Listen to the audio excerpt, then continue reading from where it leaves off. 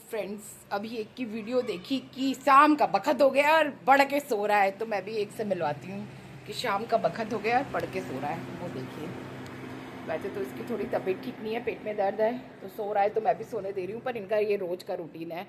उसको दुबई में, और वो हाँ, काम वाली मंदिर की लाइट नहीं जला के जाएगी, मैंने जलाई है। सेम यही प्रॉब्लम होती है, हर घर में माँ की यही प्रॉब्लम होती है। हमारे घर में भी ऐसा होता है, कहीं मैं बाहर गई और आऊँगी तो घपच अंधेरा मिलेगा, सारे पड़े हुए सो रहे हैं।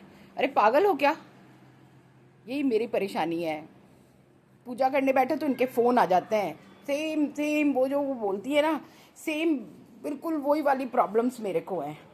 शाम पड़े सो जाते हैं, फिर हम तो इनको सोच लेते हैं कि ये चलो सो रहे हैं तो सोने दो, मगर ये लोग जब हम सोते हैं और इनका काम होता है तो हम सो ही नहीं सकते। तो ये हर माँ की प्रॉब्लम होती है, मेरे साथ भी सेम सेम ऐसी कंडीशन है। पूजा करती हूँ, उसी वक्त कोई आता है, मेरा बैठने का ही मन नहीं करता। उसी वक्त टिंग टोंग, प्रेस के कपड़े, टिंग टोंग कोई आ गया। चाहे मैं 7 बजे पूजा पे बैठ जाऊँ, चाहे मैं 7:30 बजे पूजा पे बैठ जाऊँ, चाहे मैं 8 बजे पूजा पे बैठ जाऊँ, पर मेरे साथ ये सरकमस्टांसेस होने ही होने हैं।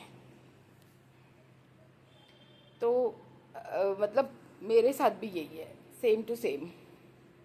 जरा पूजा पे बैठूंगी नहीं कि कोई ना कोई विघन। सुबह के टाइम पे तो अनीता देख लेती है, बट शाम के टाइम तो मुझे देखना है, तो बस मेरा दिल ही उठा हुआ रहता है। और सेम वही, बच्चे लेटते नहीं है कि सो जाते हैं। अरे ऐसी क्या नींद हो गई, उसको दुबई फ़ोन लगाया है, सो रही हूँ, आँख ही नहीं खोल रही, तो बात क्या करूँ। इतनी प्रॉब्लम होती है माँ को कि वो झेलती है बस। बहुत मुश्किल है बच्चों को झेलना आजकल के। भाई साहब अपने हिसाब से चलते हैं, अपने हिसाब से खाते हैं, अपने हिसाब से पीते हैं, अपने हिसाब से नाचते हैं, अपने हिसाब से कूदते हैं, अपने हिसाब से ही रहते हैं। हमारा जोड़ नहीं चलता। तो बिल्कुल एकदम उनकी वीडियो में देखती हूँ, खाने में क्या बनाऊँ, तो सबकी ऐसी फरमाइश होती है जिसको पूरा करना ही बहुत मुश्किल हो जाता है। वो आप पूरी कैसे भी सूरत में नहीं कर सकते वो फरमाइशें। रोज़ रोज़ तो आप छोले, राजमा, मखनी दाल ये सब नहीं बनाएंगी ना। रोज़ तो यही घिया तोरी, पेट में दर्द हो रहा है 2 दिन से लगातार, अब कहती हूँ घिया तोरी खा, तो बंदा खाने को राजी नहीं। मतलब टोटली परेशान। जो माँ है उसका तो हाल ही बेहाल है। समस्या इतनी, उनकी वीडियो में देखती हूँ, कोई पहाड़ी लेडीज़ हैं, उनकी हल्द्वानी की उनकी वीडियो देखती हूँ, तो मुझे लगता है सिमिलर टू माई लाइफ। बेटी को बोलो तो वो नहीं, बच्चे अपने हिसाब से। उसे इंडिया में रोका, रुकी नहीं गई।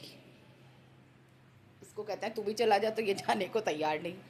तो कैसे इनको समझाया जाए, कैसे इनको मनाया जाए, कैसे क्या किया जाए, वेरी डिफ़िकल्ट प्रॉब्लम। मैं भी अगर के ऐसी उधम मचाती हूँ, बाहर जाती हूँ, क्या अंधेरा करके घर में रख रखा है, लाइट नहीं जला सकते क्या? ऐसी मैं अभी अनीता पे गुस्सा हो रही थी, वहाँ से प्याज ले आएगी, वहाँ से आलू ले आएगी। अरे भाई, मंदिर की वहाँ की लाइट भी तो जला देना। उसकी मेरी रोज़ बहस होती है, कहेगी मैं वहाँ गई नहीं तो तू प्याज वहाँ से ले आई परमात्मा के घर से। जब मैंने अपनी बालकनी में प्याज आलू की टोकरी रखी हुई है, और बालकनी में मैंने मंदिर बनाया हुआ है, कवर्ड बालकनी है, तो भाई उसकी तुम जा रही हो तो लाइट जला दो जरा। मेरा नहीं ध्यान गया तो, अगर मैं कहीं और कमरे में बैठी हूँ तो मैं उसको कहती हूँ रोज़ जब आए तब लाइट जला सबसे पहले, पर फिर भी वो भूल जाती है। ऐसे बच्चे करते ही रहते हैं, ये घर के सभी सदस्यों का हाल है। और कोई मेरी वीडियो सुने तो प्लीज़ अनीता तक ये बात मत पहुंचा देना कि वो अनीता के लिए, तुम्हारे लिए ऐसे कह रही थी। यहाँ पे लोग बाग ये भी बोल देते हैं, बट एक हैबिट बता रही हूँ, वो भी मेरी बच्ची की तरह ही है। बच्ची समझ लो, बहन समझ लो। तो मैं अपने बच्चों की बुराई कर सकती हूँ तो दो बुराई उसकी भी कर सकती हूँ, कि उसकी भी ये आदत है कि वो मंदिर वाली लाइट नहीं जलाती, और मैं भूल जाती हूँ, है ना। तो मैं भूल जाती हूँ, तो मैं उसको बोल के रखती हूँ कि जब भी आए तो सबसे पहले वो लाइट जला, बट वो भी भूल जाती है। तो दो भुलक्कड़ एक साथ। तो मैं उसको डांट देती हूँ कई बार कि वो तू लाइट क्यों नहीं जलाती। आज भी मैंने बोला तो वो बोली मैं वहाँ गई नहीं। तो भाई तू प्याज कहाँ से लेकर के आई फिर? तो प्लीज़ मेरी वीडियो जो यहाँ के लोग देख रहे हो मेरी सोसाइटी के, तो उसके कान मत भरना। I am very very sorry, क्योंकि मैं डेली व्लॉग बनाती हूँ, तो मेरे घर में जो कुछ होता है वो ये सब तो मैं कर बोलूँगी है। तो वैसे मुझे इतना फ़र्क नहीं पड़ता। देखो, एक रास्ता बंद होता है तो कई सारे खुल जाते हैं। ये तो मैं उसको भी समझा देती हूँ बीच बीच में, और मैं खुद भी समझ लेती हूँ कि जब कभी कोई छोड़ के जाता है तो दूसरा रास्ता भगवान बनाते हैं ज़रूर। तो मेरे लिए भी ज़रूर बनाएंगे। और दूसरी बात, मैंने पहले भी बहुत बार बोल चुकी हूँ कि मैं हिम्मत कभी नहीं हारती। जब मेरे माथे पे पड़ता है ना तो मैं पत्थर भी फोड़ सकती हूँ। तो मैं हिम्मत तो कभी मैंने हारी ही नहीं। कौन आया?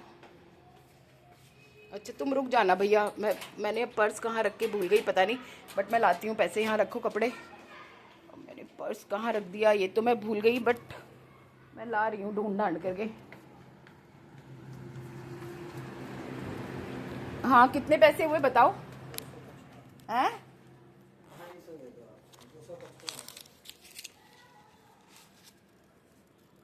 255। तो तुम तो 240 लेके जाओ। नहीं हो गए पूरे। ये पकड़ो 200 और ये हो गए 20, 20, 40 और ये हो गए 10, 50 और 5 गोलमाल। ठीक है हो गया। हिसाब क्लियर लिख देना व्हाट्सएप में।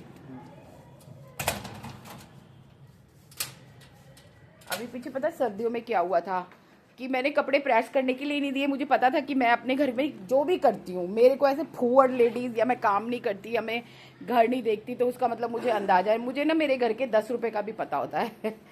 तो इसने मेरे को बोला कि आपके 800 कुछ रुपये हो गए। मैं तो बड़बड़ा गई बहुत बुरी तरह गेट पे ही। मैंने कहा मैंने तो कपड़े प्रेस ही नहीं कराए। सर्दियों में 2 दिन ये कपड़े चला लेते थे, फिर वो पहनते थे स्वेट शर्ट वगैरह, ऊपर से जैकेट पहन ली तो जरूरत ही नहीं थी प्रेस की। सिर्फ पैंट प्रेस होने जाती थी, वो भी 15 दिन में। ना मैं इतनी मशीन लगाती थी ना मैं इतना कुछ करती थी, तो मैं कहाँ से 800 रुपये के कपड़े कराऊंगी। उसने मुझे अपना 15 दिन के 800 रुपये बता दिए। मेरा तो खून खौल गया। मैं तो इतनी खून में पानी मेरा हो गया खून का। मैंने कहा जो वाजिब बनते हैं वो लो, मुझसे एक्स्ट्रा लेने की ज़रूरत नहीं है। एक्स्ट्रा मैं दे सकती हूँ मगर मुझसे ऐसे ऐसे ज़बरदस्ती मत लो। तो मेरी हो गई बहुत भयंकर वाली लड़ाई इससे। मतलब भारी मैं चीखी चिल्लाई बहुत ज़ोर से कि मेरे से क्यों ज़बरदस्ती में पैसे मांग रहा है, ये कर रहा है वो कर रहा है। फिर साहब ये हुआ कि मैंने दिए ही नहीं। मेरे को जितने पता थे कपड़े, जितना मेरे हिसाब में थे मैंने उतने ही दिए। कि मैंने कहा मैंने इतने पैसे कराए ही नहीं, 200-250 रुपये के कपड़े कराए हैं तो मैं उतने दूंगी। तो मैंने उतने ही दिए। मैं शाम को गर्मियों में ज़्यादातर यहीं बैठती हूँ, कूलर लगा लेती हूँ 4 बजे से 4:30 बजे से, और मेरी शाम यहीं कटती है। और मैं सामने ही लाइट्स देखती रहती हूँ। ये मेरे सामने से रोड चलती रहती है। आप लोगों को दिखाई दे रही है रोड? ये जो लाल ये जो इंडिया के झंडे वाले खंभे दिखाई दे रहे हैं, तो मेरे घर के सामने से ऐसा लगता है जैसे मसूरी में बैठी हूँ। और बड़ी ठंडी ठंडी हवा बहती है। इन दिनों तो बहुत ही अच्छा लगता है बाहर बैठ के। तो कई बार मुझे रात में भी नींद नहीं आती तो मैं घंटों यहीं बैठी रहती हूँ, पूर्णिमा जी के भजन सुनती रहती हूँ, रोती रहती हूँ, कभी हंसती रहती हूँ, कभी आंसू की धाराएं बह जाती हैं उनके भजन सुन करके, तो खूब रोती भी हूँ। कृपा की न होती जो आदत तुम्हारी, तो सुनी ही रहती अदालत तुम्हारी। न हम होते मुजरिम न तुम होते हाकिम, न घर घर में होती इबादत तुम्हारी। झूठे तेरे वादों पे एतबार किया हमने, तेरी कृपा को सुनकर ही अरे प्यार किया हमने। तो जब बिहारी जी दर्शन नहीं देते ना तो मैं भी रो रो करके गाती हूँ यही भजन। कभी कभी कोई जाए जो वृंदावन, मेरा पैगाम ले जाना। तो अगले महीने खाटू मेरी मम्मी होंगी तो शायद ही जा पाऊँ। मम्मी यहाँ पर होंगी तो मैं खाटू नहीं जाऊँगी और मम्मी के साथ टाइम स्पेंड करूँगी। मम्मी तो वहीं जयपुर रहती हैं, कभी भी खाटू जा सकती हैं। तो यहाँ से क्या मम्मी को खाटू ले जाना, थकाना। तो अगर वहाँ नहीं होती पास में, मम्मी मेरी जयपुर रहती हैं, तो मैं ज़रूर खाटू ले जाती मम्मी को। बट वृंदावन का टूर अगर हुआ तो मैं मम्मी को वृंदावन लेकर के ज़रूर जाऊँगी। नहीं तो मैं पूनम और मम्मी वृंदावन ज़रूर जाएंगे और 1-2 दिन स्टे करके आएंगे अच्छे से। तो खाटू ना जाकर के वृंदावन जाऊँगी मम्मी के साथ। तो देखते हैं ठाकुर जी बुलाते हैं या नहीं, या रो रो कर उनको मनाऊंगी। तो मैं रो रो के तुमको मेरे रोने पे आई जो तुमको हंसी, तो मैं रो रो के तुमको मनाया करूं तेरे माथे की धूली को चंदन समझ, मैं तो माथे से अपने लगाया करूं। तो एक भजन में आता है एवे रुसिया न कर मेरी जान सजना, उसमें वैसे तो थोड़ी पंजाबी लाइन है, फिर ये हिंदी में आता है, तो मैंने ये हिंदी वाला पार्ट गाया। और बहुत सारे भजन है जो मुझे पूर्णिमा जी के बहुत अच्छे लगते हैं। आई लव पूर्णिमा जी, उन्हीं के भजन ज़्यादातर गाती हूँ। वृषभान की दुलारी बड़ी प्यारी लागे, और एक बधाई लेके आऊंगी, हमने सुना है वहाँ लाली भई है, लाली भी जग से निराली भई है, जाके लाली के दर्शन पाऊंगी, जाके लाली के दर्शन पाऊंगी। अरे हाँ, बधाई लेके आऊंगी, अरे हाँ हाँ, बधाई लेके आऊंगी। तो ये भजन भी मुझे बहुत अच्छा लगता है, क्लोज टू माय हार्ट। बेटियाँ तो सबको प्यारी होती हैं, पराई भी होती हैं, फिर भी प्यारी होती हैं। बेटियाँ क्यों पराई है,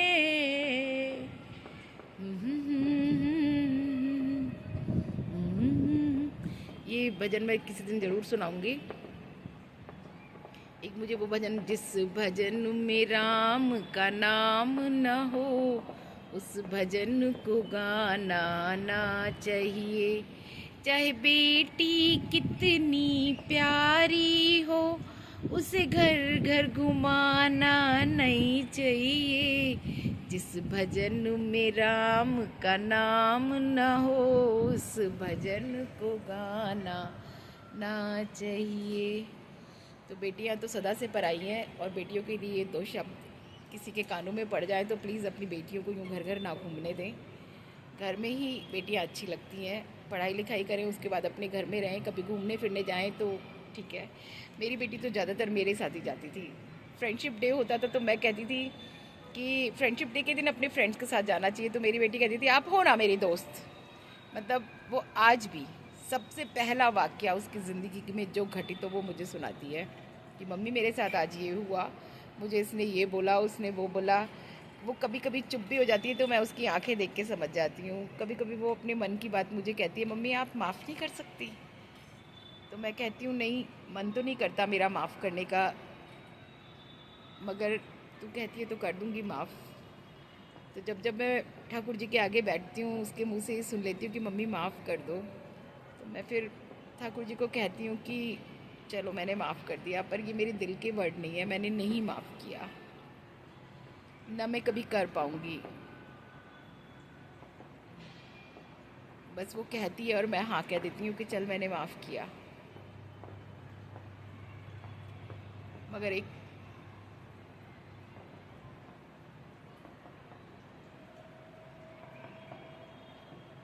चलिए छोड़िए।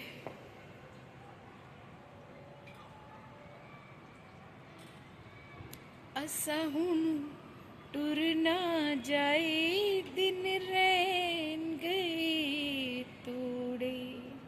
अब माँ के नवरात्रे आने वाले हैं, तो बस उन्हीं के लिए दो शब्द। ये आपके नवरात्रे आने वाले हैं, आप आती हुई बहुत अच्छी लगती हैं, पर अब जाती हैं तो दिल टूट जाता है। बट आप जीने का सहारा बन के जाती हैं। वो 6 महीने मेरे लिए तो कम से कम जीने की वजह होते हैं। मेरा रेनोवेशन हो जाता है, जैसे कहते हैं ना बच्चों का स्कूल में रीएडमिशन होता है, तो ऐसे मेरी ज़िंदगी का रेनोवेशन हो जाता है। मैं फिर से जीने के काबिल बन जाती हूँ। बीमार पड़ती रहती हूँ, बट अगर ये सब ना मिले तो शायद मर जाऊँगी। तो माता रानी मेरे पे रहम करे। मैंने इस बार अपने कीर्तन एक भी बुक नहीं किए, बट मुझे जहाँ जहाँ बुलाएंगे वहाँ वहाँ ज़रूर जाऊँगी, फ्री ऑफ कॉस्ट जाऊँगी, क्योंकि मेरा यहाँ पे बोलना बहुत ज़रूरी है कि लोगों ने मुझे बहुत बदनाम किया। ये 2100 रुपये लेती हैं, ये 1100 रुपये लेती हैं। इस चक्कर में मेरी इज्जत कम हो गई। कहवाया गया लोगों ने मेरे से कि 2100 रुपये बोल दो, इतना टाइम लगाते हैं, 2100 बोलो, इतना टाइम लगाते हैं, कम से कम 1100 माइक के और इसके तो होने ही चाहिए। मैं तो अपना माइक यूँ ही उठा के लोगों को दे देती हूँ, अपनी ढोलक यूँ ही दे देती हूँ। ना मुझे रेंट चाहिए, ना मुझे किराया चाहिए, ना मुझे कुछ चाहिए। सम्मान से कोई 4 लड्डू का डिब्बा दे जाए, आई एक्सेप्ट। तो मैं अपनी बात कहना चाहती हूँ कि मैंने कभी किसी से एक दमड़ी तक नहीं ली। लोगों ने मुझे सम्मान में जो दिया वो मैंने कबूला, और सम्मान का भी मैं आपको बताऊँ कि मैंने क्या किया। जब मेरी बेटी छोटी थी तो मुझे 100 रुपये भी मिलते थे, तो मैं अपनी बेटी को दे देती थी वो 100 रुपये। उसके बाद बेटा बड़ा हुआ, बेटी और बेटे में 9 साल का अंतर है, तो छोटा था 15-16 साल तक, जब तक वो मतलब स्कूल में ले जाने लायक हुई, तो 100 रुपये मैं इसको पूरे ऐसे नहीं पकड़ाती थी कि 100 रुपये पकड़ा दिए। मैं उसमें से 10-10, 20-20 रुपये करके, मतलब उसके पास जमा रहते थे, गुल्लक में डलवा देती थी, और कभी ज़रूरत पड़ी तो 10-20 रुपये हुए तो दे दिए उसको। तो ऐसे बेटी के जमा कर देती थी। और बेटे के मैं, जब बेटा बड़ा हुआ तो उसने कहा मेरा भी पार्टीशन, मेरा भी हिस्सा होना चाहिए। तो जब तक थोड़ी वो बढ़ चुकी थी, पहले लोग 100 देते थे, फिर 250 हो गए, तो 200 हो गए, या किसी ने और भी ज़्यादा खुश होकर के वार फेर कर दी, तो वो मैं मेरे हाथ में ही रहते थे। तो मैं घर आकर के दोनों बच्चों को डिवाइड कर देती थी कि लो तुम्हारे पैसे। मैंने कभी एक पैसा कीर्तन का अपने घर पे खर्च नहीं किया, ना अपने लिए किया। और जो मैंने यहाँ पर कीर्तन किए, एक मंडली बनी, वही पैसे पैसे की लड़ाई में वो मंडली टूट गई। उन्होंने ही मुझे बदनाम किया कि 2100 लेती हैं 11। इधर आकर के मेरे को बोला आप पैसे बोलिए ना दीदी, उधर से, जबकि मेरे को आज 25 साल हो गए हैं कीर्तन करते हुए, मैंने कभी किसी से 1 मोड़ दमड़ी नहीं ली। हाँ, मुझे सम्मान में लोगों ने बहुत कुछ दिया, अभी भी देते रहते हैं, वो मैं एक्सेप्ट करती हूँ। मेरे घर आकर के देते हैं, चाहे मुझे वहाँ सम्मान में जो कुछ, और सभी करते हैं। किसी ने कीर्तन कराया था, सबको चुन्नी उड़ाई, 200-200 रुपये दिए। मैं कहती हूँ कौन सी वो मल्लिका थी जिसने वो 200 रुपये नहीं लिए? लिए थे सबने। तो ऐसे ही सम्मान करके लोगों ने मुझे दिया, तो आप क्यों ले लेती हैं? आप क्यों कर लेती हैं? What is this? जो सम्मान मुझे मिला है वो तो मेरा ही सम्मान है, मैं उस सम्मान का कुछ भी करूँ। तो अब उस सम्मान को पता है मैं क्या करती हूँ? अब मेरा बेटी कमाने लग गई तो मैंने बेटी को बंद कर दिया। फिर मेरा बेटा कमाने लग गया, अब तो मैंने बेटे को भी नहीं देती। अब मैं अपनी पोती के लिए जोड़ के रख लेती हूँ, जब वो आती है तो उसे पकड़ा देती हूँ। तो अब तो मेरे पास ऐसा कुछ बचा भी नहीं इन कीर्तनों का कि मेरे पास बहुत कुछ बचा हो। जो कुछ बचता भी है तो मैं उसको दे देती हूँ। तो मैं, मतलब मेरे घर की माता रानी वो है, तो मैं उसे दे देती हूँ। तेरा तुझको अर्पण, तो मैं अपनी माता रानी को दे देती हूँ, उसमें तुमको क्या गुरेज। ये मेरे को कहना ज़रूरी था कि लोग मतलब समझे मेरी बात को, कि मैंने कभी किसी से कुछ नहीं लिया। अभी भी मैंने जिनसे कीर्तन बुक कराया है अपने, मैं उनके साथ फ्री ऑफ कॉस्ट जाऊँगी। मैं आपको बताऊँ, मैंने सोचा था कि वो मेरे साथ मिल के मंडली बनाना चाहती हैं, तो मैं इतना कुछ झेल चुकी थी कि अब की बार मेरा ऐसे मन नहीं था कि मैं किसी के साथ मिल के फ्री की मंडली बनाऊँ। चाहे मैं अपने पैसों को ला करके गरीबों में बांट दूँ, मंदिर में चढ़ा दूँ, कुछ भी करूँ, मेरी मर्ज़ी। क्योंकि मैंने बहुत सहा, नहीं पैसे लेकर के भी इंसान सहता है और लेकर के भी सहता है, तो बद से बदनाम अच्छा। बट मेरे को बोला गया कि आप इतने ले लो उस सिंगिंग के, तो इस तरह से मैंने कभी सिंगिंग के पैसे नहीं लिए, मैं कभी इस तरह से गई नहीं।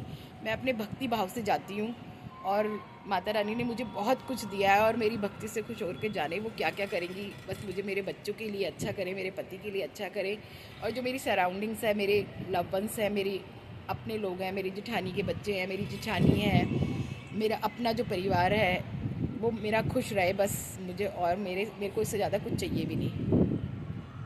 मेरी बहन है, उसके बच्चे हैं, मेरी जीजा जी हैं, तो ये जो मेरी सराउंड में कुछ मेरे बहुत अच्छी अच्छी फ्रेंड्स हैं, कुछ मेरे फ्रेंडे हैं, वो सब सही रहें, तो बस मुझे इतना ही बहुत है। फैमिली फ्रेंड्स कहिए, कुछ भी कहिए, वो लोग सब खुश रहें, बस मेरी यही इच्छा है, और कुछ नहीं है। तो मैं सभी के लिए यही दुआएं करती हूँ। थोड़ा मैं इसमें बोल देती हूँ क्योंकि लोगों तक मेरी बात पहुँचे, कि लोगों ने मुझे बहुत, मतलब एकदम पैसे लेती है वाला समझा है। आज भी तो लेती हैं वो लोग पैसे, मैंने तो सबको बांट दिए, मैंने तो कुछ भी नहीं रखा अपने पास, एक पाई भी नहीं रखी। पर मैं अपना जो मुझे सम्मान मिलता है वो नहीं छोड़ती, वो मैं लेती हूँ। उसको मैंने बताया कि मैं बच्चों में बांटती थी, अब मैं, मेरी पोती मेरी माता रानी है, मैं उसके लिए उठा के रख देती हूँ। और तेरा तुझको अर्पण, मैंने अपनी माँ के पैसे अपनी माँ को दे दिए, उसमें मैं माँ का रूप देखती हूँ तो दे देती हूँ। अब तो मेरे पास अब कुछ बचता ही नहीं है। एक मेरे पास सारे खर्चे खुर्चे मिला के 1100 रुपये बचे थे, वो भी मैंने माइक ठीक कराने के लिए रखे थे, वो भी पता नहीं कहाँ है। आज भी मैंने इतनी खुदेड़ा बुदाड़ी की कि मुझे मेरे माइक ख़राब हो गए, सब कुछ ख़राब हो गया, मैं फिर भी दे देती हूँ। मतलब मेरे तो माइक ही ख़राब थे, खैर, मगर एम्पलीफायर कोई मांगता है तो मैं दे देती हूँ। मेरे को कुछ नहीं करना, मेरा ख़राब हो जाएगा, माता रानी दूसरा देगी।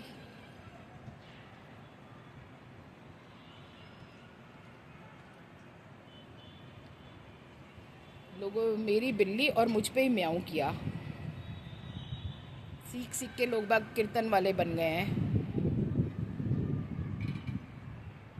मेरे को ना ये बात याद आ गई और मेरे को अब गुस्सा आ गया है। मैं इससे ज़्यादा बोल नहीं सकती हूँ क्योंकि मेरे को बोलने के लिए बहुत कुछ है। बोलूँ तो पूरा धरती आसमान एक कर दूँगी, मगर मैं बस यहीं पे शांत होती हूँ, यहीं पे विराम लगाती हूँ।